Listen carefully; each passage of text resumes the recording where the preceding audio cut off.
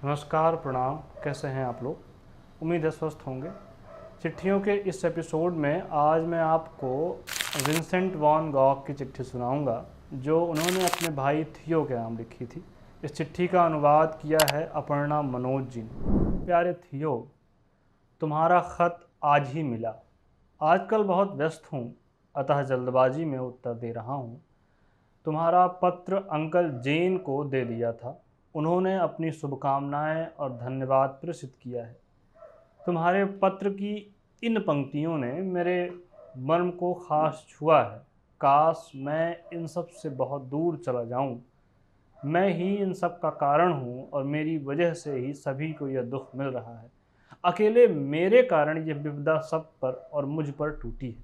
इन शब्दों ने मुझे बहुत आहत किया, क्योंकि कुछ ऐसी भावना, बिल्कुल ऐसी न कम न अधिक, मेरे अंतःकरण में बनी हुई है। जब मैं अपने भविष्य पर विचार करता हूँ, जो अदम्य झंझावातों से घिरा है, जिसमें ऐसे कठिन काम आन पड़े हैं जिन्हें पूरा करना मैं पसंद नहीं करता, जिसे मैं या कि मेरा दुष्ट अहम झटक देना चाहता है, और जब सोचता हूँ कि कईयों की निगाहें मुझ पर टिकी हैं जो मुझे अच्छी तरह जानते हैं कि कमी कहाँ है, ऐसे में अगर मैं सफल नहीं होता हूँ तो क्यों ना वे क्षुद्र उलाहने देंगे, जबकि वे जीवन के हर क्षेत्र को आजमाए हुए हैं और प्रशिक्षित हैं, सही हैं, पवित्र हैं और खरा सोना है।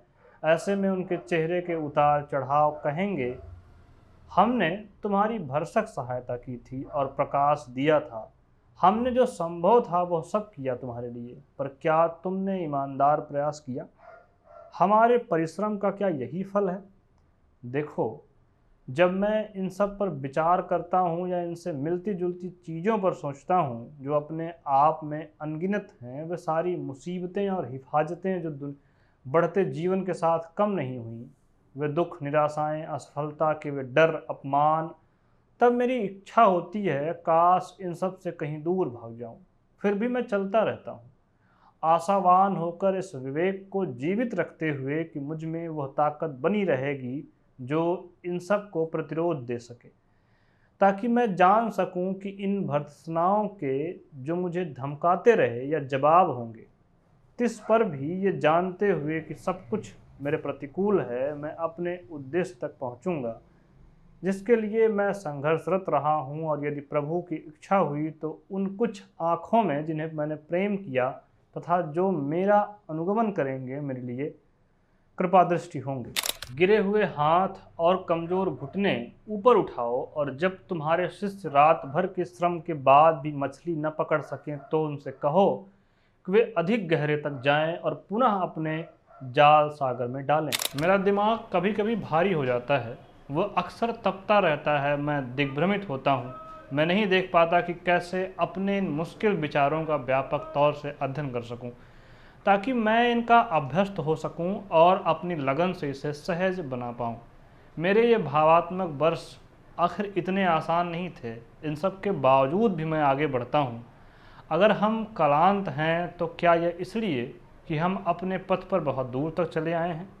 और अगर ये सत्य है तो ये जाने कि पृथ्वी पर व्यक्ति के अपने अपने संघर्ष होते हैं, तो फिर थकान के संवेग और दिमाग की जलन क्या इस बात के लक्षण नहीं कि हम सब संघर्षरत हैं?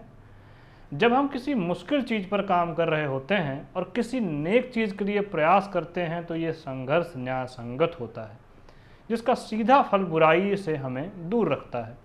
ऐसे में ईश्वर हमारी तकलीफ़ें और दुख देखता है और इसके बावजूद हमारी मदद करता है।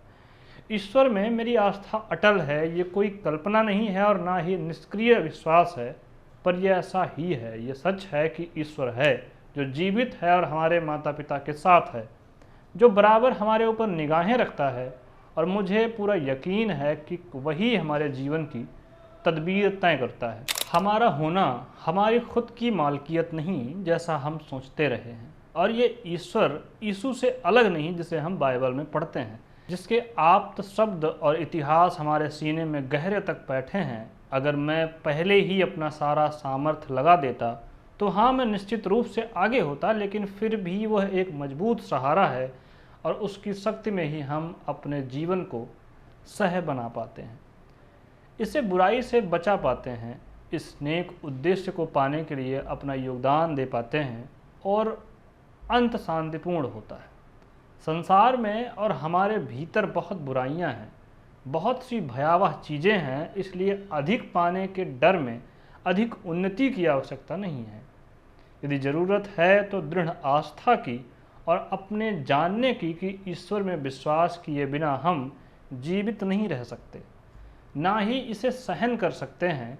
लेकिन इस आस्था के सहारे कोई लंबे समय तक अग्रसर रह सकता है। जब हम खुद को एक मृत शरीर के सामने खड़ा पाते हैं तो मृत्यु की नीरवता, गरिमा और पवित्र शांति हमारे समक्ष व्यतिरेक के साथ खड़ी हो जाती है, जो एक हद तक मर कर भी जीवित है। उस सत्य को हम जब महसूस करते हैं जो उसकी बेटी ने बड़ी सरलता से कहा था, वो जीवन के उस भार से मुक्त हो गया जिसे हमें सहन करना है, और इसके बाद भी हम इस बूढ़ी जिंदगी से चिपके रहते हैं, यही सोच कर कि इस विषादपूर्ण मनोदशा के बाद सुख के क्षण आएंगे जब हृदय और आत्मा उल्लासित होंगे, उस भरत पक्षी की तरह जो प्रभात होते ही खुद को गाने से रोक नहीं पाता। तब भी जबकि कई बार हमारी आत्मा डूब रही होती है, आक्रांत होती है और अपने प्रियजनों की स्मृतियां जीवन की सांझ में लौट लौट कर आती हैं, वे मृत नहीं होते हैं, बस सोए हैं। और कहीं अच्छा है कि इस निधि को हम सजोए रखें। अभिनंदन, तुम्हारा स्नेही भाई विंसेंट।